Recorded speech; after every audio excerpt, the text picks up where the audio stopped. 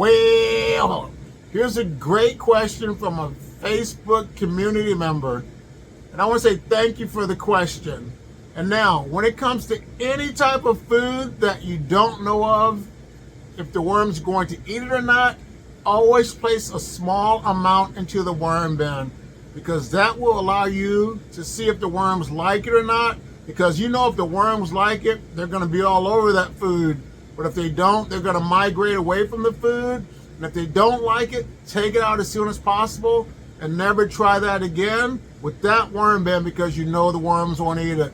If the worms won't eat it and you have a compost bin outside, just put it in your compost bin, because the critters outside will be able to break those food scraps down. And like I said, that's a great question. Keep the questions coming, because it gives me the opportunity to problem solve, think outside of the box, and to share my knowledge with you. So here's another video. I'll see you in the next one.